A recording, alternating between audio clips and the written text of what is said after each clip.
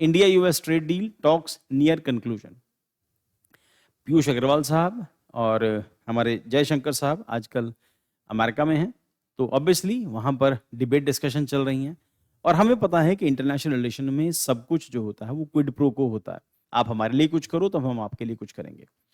तो उसके लिए अब वो वहाँ पर बार्गेनिंग चल रही होगी, हम आपको इतना देंगे, आप हमें इतना देना, इससे ज़्यादा हम दे नहीं सकते। अमेरिका से कुछ ना कुछ हमें उसको ऑब्वियसली है ना, अमेरिकन जो जो नीड्स हैं या अमेरिका की जो लस्ट है उसको सेटिस्फाई करने के लिए या अमेरिका की नीड्स है, कुछ भी समझ करो, हमें कुछ ना कुछ उनको वो जो टॉफीज हैं वो देनी पड़ेंगी, स्वीटनर्स कुछ ना कुछ देने पड़ेंगे।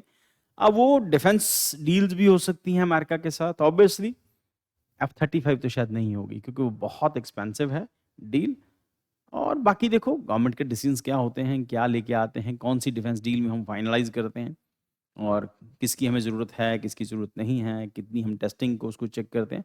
There are so many things जो हम लोग अमेरिका से बाय करेंगे। प्लस उसमें जो सबसे बड़ा एस्पेक्ट है वो अमेरिका से होने वाली वो जो न्यूक्लियर डील है, वहाँ से आने वाले जो रिएक्टर्स हैं उसको लेके मेन डील है। और अमेरिका भी ऑब्वियसली हमें पता है, सबको पता है कि अमेरिका बार्गेनिंग करेगा और इंडिया भी ऐसे ही सरेंडर करके नहीं आएगा।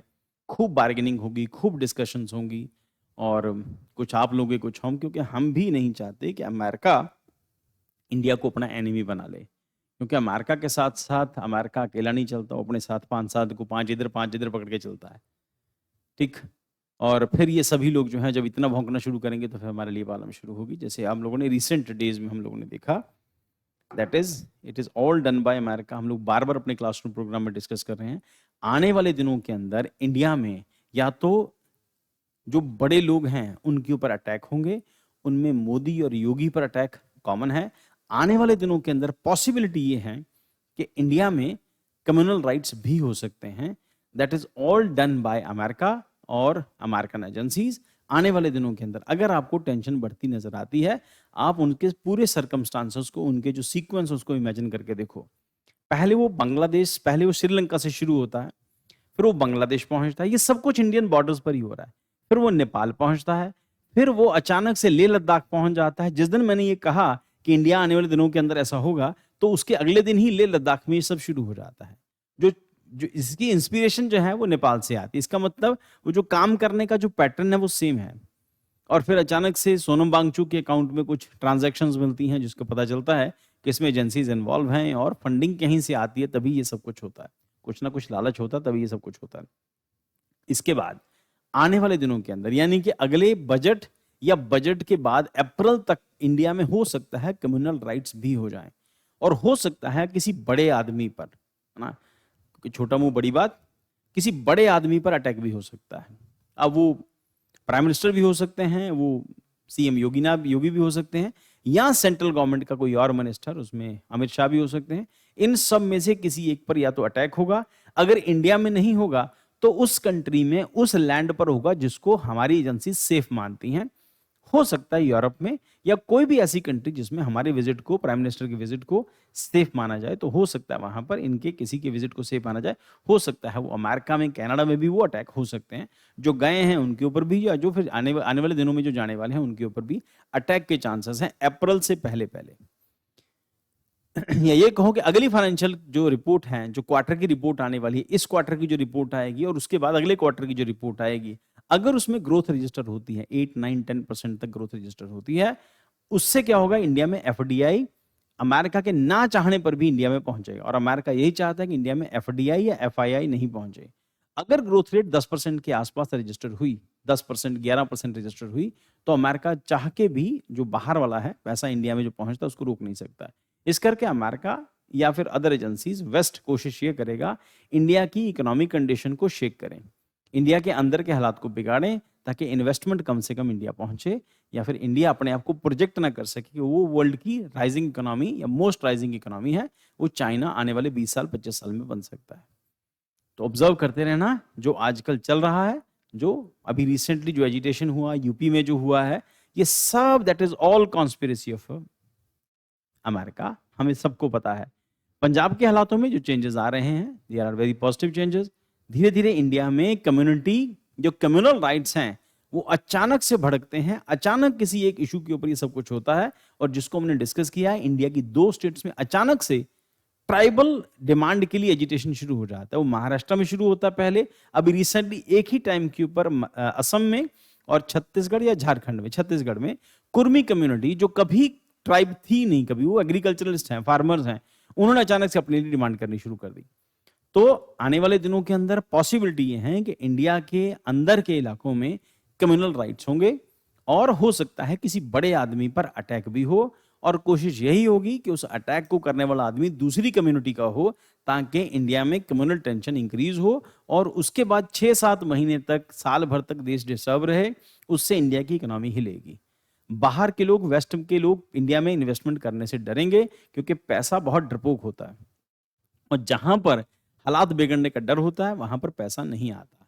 और इंडिया इस टाइम पर एफडीआई और एफआईआई इंडिया में अट्रैक्ट करना चाहता है, टेक्नोलॉजी इंडिया में लेके आना चाहता है, ताकि हमारा एक्सपोर्ट इंक्रीज हो। क्योंकि इंडियन मार्केट, अमेरिकन बैन के बावजूद इंडियन मार्केट को ज्यादा इंपैक्ट होने वाला नहीं है, एंड अमेरिका नोज इट, उसको पता है ऐसा होने वाला है। तो पॉसिबिलिटी है कि ये सब कुछ होगा और इसको ऑब्जर्व करते रहना। आप सभी लोग यूपीएससी की प्रिपरेशन कर रहे हैं, तो ये जो इंटेलिजेंस एजेंसीज हैं किस हद तक जाके काम करती हैं और किस हद तक जाके हालातों को बिगाड़ती हैं, आप इसको ऑब्जर्व करना, देखते रहना इसको। हालांकि इसको मैंने आज से 15 दिन पहले कहा था ये होने वाला है, और वो सब चीजें उसी सीक्वेंस में होती चली गई। जो मैंने कहा था तो वो नेपाल का हालात खराब हुए थे, उसके बाद मैंने कहा था, फिर अचानक से ये लेह लद्दाख वाला, और फिर अचानक से वो 2 कम्युनिटीज, उसके बाद अभी रिसेंट में जो यूपी में हो रहा है, बरेली में हो रहा है, जो वहां पर जो कानपुर से शुरू होता है, आइलम मोहम्मद वाले से लेके वो मामला कहाँ से कहाँ पहुंच रहा है, वो सब कुछ उसके पीछे कोई और है। ये नहीं कि ऊपर नहीं पता, उनको पता है ये क्यों हो रहा है, ये एक ही टाइम पर, पर्टिकुलर टाइम पर ही क्यों हो रहा है। चलो आगे चलते हैं हम लोग।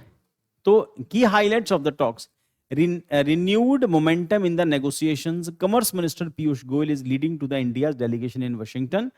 Previous talks had stalled when the White House requested additional concession despite a clearer draft. India is likely to offer strategic sweetener, including the defense purchase and nuclear cooperation.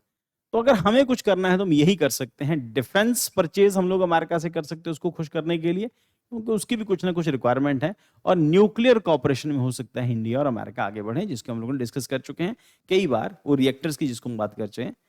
और an align to the trade deal with the broader bilateral ties, the renewed push follow highlights tension over US tariff on Indian goods linked in Indian purchase of Russian crude. कुल मिला के बहाना Russia का किया जा रहा है, America Russia के बहाने या इंडिया के कंधे पे रख के बंदूक चला रहा है, उसको करना कुछ और है, करा कुछ और रहा है। सो India's approach: first time stand against tariff pressure. America के बाकी दोस्त, जिसमें चाइना भी आता है, जिसमें साउथ कोरिया भी है, जिसमें यूरोप भी है, ये सब अमेरिका के आगे झुक गए। इंडिया ने झुकने से मना कर दिया। If you want to make your country great, we also want to make our country great और डेवलप्ड आने वाले टाइम के अंदर। Then India is signalling that it will not yield to tariff threats, not yield to tariff threats. Unlike other nations such as South Korea, Japan and EU, America ने इनको झुका दिया, हमें अमेरिका नहीं झुका पाया। New Delhi has clearly outlined red lines indicating readiness to the walk away if core issues are compromised. हम अपनी सिक्योरिटी से समझौता नहीं करेंगे। उसमें सिक्योरिटी फाइनेंशियल भी आती है, फार्मर्स को भी है, इंडियन इंटरेस्ट कुछ और कहते हैं, अमेरिका की जो सोचने का तरीका कुछ और है, क्योंकि हम दो डिफरेंट कल्चर्स हैं। India seek the removal of reciprocal tariff in a single step, replacing them with consolidated rate. Earlier draft agreements are expected to serve as foundation with the major concession added. H1B visa issue, ये भी उसी time पर हुआ, America ने उसी time पर किया, H1B visa का इशू उसी टाइम पर हुआ, उसी टाइम के ऊपर हम लोग डिस्कस किया। अब हम इन सर्कमस्टांसेस को कंसिडर करो।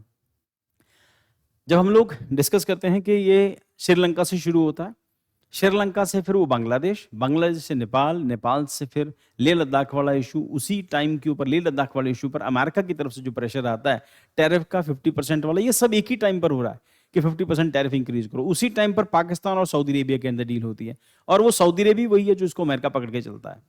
तो 3-4 इधर वाले, 3-4 इधर वाले, तो सऊदी अरेबिया और पाकिस्तान के बीच में जो डील हुई है उसमें सबसे बड़ा प्लेयर जो है वो अमेरिका है।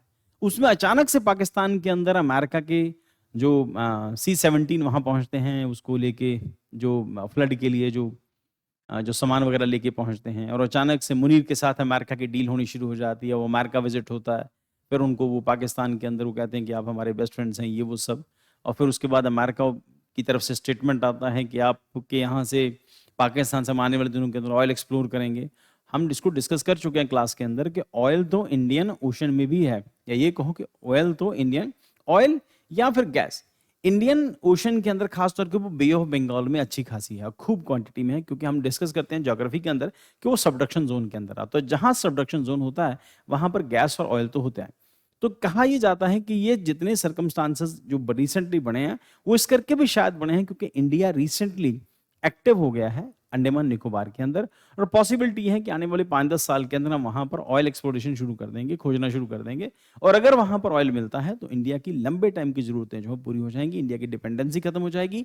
अमेरिका को अचानक से मिर्चें लगनी तब शुरू होती हैं जब इंडिया ऑयल एक्सपोर्टर बन जाता है, और इंडियन ऑयल एक्सपोर्ट लगातार इंक्रीज होता जाता है। हम ऑयल प्रोड्यूसर तो है नहीं, तो हम लोग रशिया से बाय करके जो बाकी के कंट्रीज में उसको जो रीसेल कर रहे हैं, अमेरिका को प्रॉब्लम उससे है कि इंडियन इकोनॉमी वहां से पैसे नहीं कमाए। ठीक, ये सब बदमाशी अमेरिका करता रहा है, और अमेरिका इसमें हम लोग एक और भी पॉइंट डिस्कस करते हैं क्लास के अंदर कि जो पेट्रो डॉलर का कॉन्सेप्ट है वो 2024 में खत्म हो गया। अभी भी अमेरिका अपनी हेजेमनी बना के रखना चाहता है, और जो ऑयल एक्सपोर्टर कंट्रीज है उनको, ओपेक कंट्रीज, उनको डरा के रखना चाहता है कि अभी भी पेमेंट जो है, जितनी भी पेमेंट इंटरनेशनल पेमेंट्स है अभी भी अब डॉलर में लो। तो ये सारे के सर्कमस्टांसेस जब इक्वली एक ही टाइम पर इकट्ठे होते हैं तो ये लगता है कि ये अमेरिका दुनिया में किसी को नहीं चाहता कि उससे ज्यादा तरक्की कर जाए। चाइना को उसने इग्नोर किया, वो इंडिया को इग्नोर नहीं करना चाहता, बिकॉज अमेरिका डोंट वांट कि इंडिया अगला चाइना बन जाए, जो अमेरिकन हेजेमनी को या फिर अमेरिकन जो सुप्रीमेसी है उसको चैलेंज करे। सो देखो आने वाले दिनों में क्या होता है, ऑब्जर्व करते रहना, और ये देखना, इसमें इमोशनल नहीं होना है, इसमें ब्रेन यूज करना है कि ऐसा होगा, और आप मेंटली प्रिपेयर होंगे तो आपको समझ आएगा ऐसा क्यों हो रहा है, जानबूझ के ऐसा किया जा रहा है। एक कम्युनिटी को दूसरी कम्युनिटी के अगेंस्ट भड़काया जाएगा, और इंडिया में कम्युनल राइट्स जरूर होंगे, और आने वाले महीने 2 महीने से लेके अप्रैल से पहले पहले तक, या उसके बाद अगली जो फाइनेंशियल रिपोर्ट आनी है, जो ये जो हमारी आती है, तो मई जून तक आते आते इंडिया में हो सकता है कि बड़े लेवल पर दंगे भड़काए जाए। भड़काने का चांसेस सबसे ज्यादा फेस्टिवल सीजन के अंदर ज्यादा होते हैं, है ना, क्योंकि उस टाइम पर इंडियन इकोनॉमी अपने पीक पर होती है। Recent US H-1B visa free changes primarily affecting India's national are seen as negotiation tool. Analysts suggest that timing indicates additional pressure akin to secondary tariff over the Russian oil imports. कुल मिला के वजह जो है वो ये है।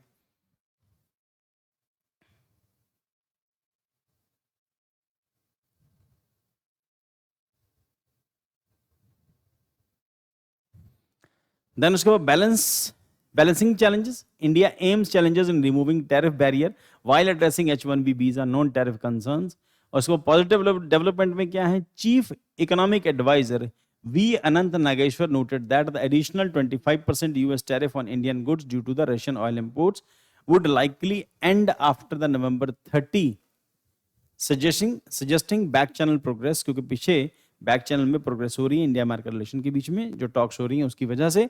Statements by leaders, Trump expressed optimism about the successful trade agreement, PM Modi referred US and India as natural partners, जबकि नेचुरल पार्टनर अमेरिका नहीं है हमारा, committed to sharp prosperity and complications over Russian oil. The US has urged G7 nations to pressure buyers for Russian oil, highlighting India and China major importer. India has defended its oil imports, citing economic and commercial requirements while emphasizing citizen livelihood cannot be compromised. ये कुछ खास नहीं है इसके अंदर।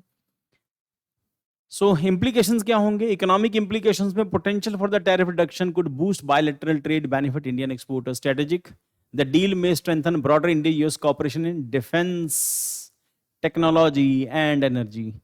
Political में balancing trade demands with domestic interests such as farmers and energy security is crucial for India. Consider the following statement. आप इनको देख लेना बेटा ये क्वेश्चंस को, क्योंकि अगर ये करने लगे तो बहुत टाइम और लगेगा। ये प्रीलिम के क्वेश्चन और मेन के क्वेश्चन आप एक बार देख लेना।